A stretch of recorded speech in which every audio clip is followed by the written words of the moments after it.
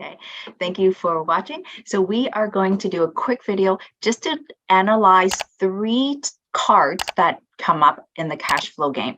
And the great thing about understanding how to read these cards is that these cards actually reflect what is in real life. And so I want to make sure that we cover these three particular cards so that you can note what is important to look at.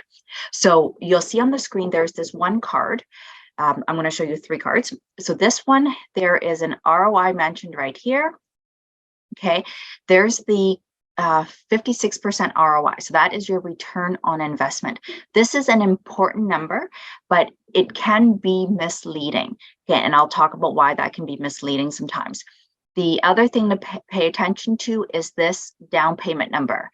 Okay, that in this card, it's 16,000. Your cash flow is 750. So that means every single payday or every single month, you would have a cash flow of 750. So in real life, it would be per month. In the game, it's per payday. Okay. So then your mortgage, the cost of acquiring is what it is. So now the reason why you want to be aware of this is being able to compare it to another opportunity that comes up, because not every single opportunity is worth acquiring. Okay, so let's show the next card.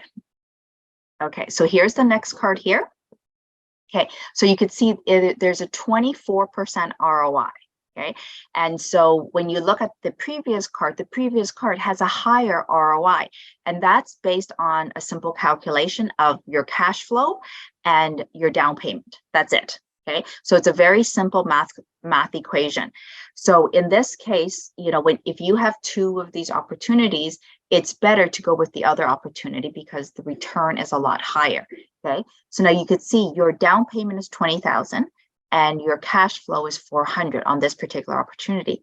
Whereas on the other one, you are putting down less of a down payment. Okay, so 16,000, and you're getting a higher return in the sense that you're getting more cash flow. Okay, so that's why this opportunity appears to be better.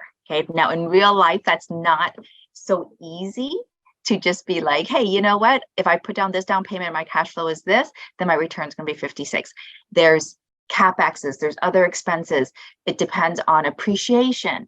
So there's other things to consider when you're looking at real life opportunities, but in the game format, this is as simple as it gets. Okay.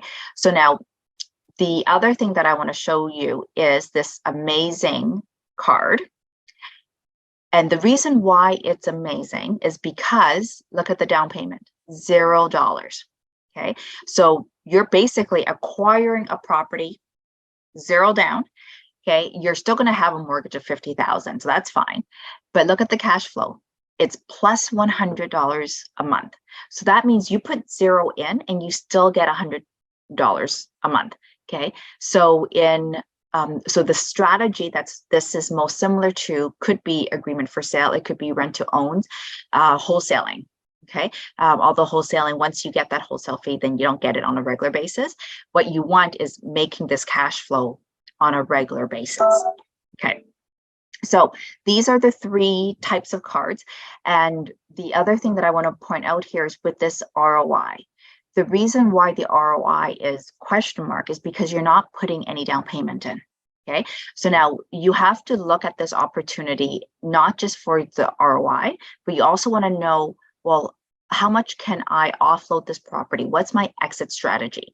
And so one of the things that I was doing when I was playing this cash flow game with my kid was I would buy every opportunity, even if the cash flow was negative, just to say, hey, you know what? I have enough cash flow coming in from my JOB, and I have other cash flow from other properties. So even if I borrowed the whole 20,000 and had to pay 2,000 in monthly expenses, I would have a cash flow of 400. So then the difference would be 16. And if I had cash flow coming from my other opportunities or my salary, then it was okay to buy an opportunity like this. Now, here's where the challenge is because in the game, like in real life, you never know when the appreciation card, the market card, is going to come, and you're going to be able to sell this opportunity for the 100 or the 140. Okay, so just a couple of things to keep in mind when you're playing this game. And, like here in this video, we're not even talking about capital gains. We're not even talking about any sort of taxation or CapEx or any of that extra stuff. Like, this is at the very tip of the iceberg. Okay, thanks for watching.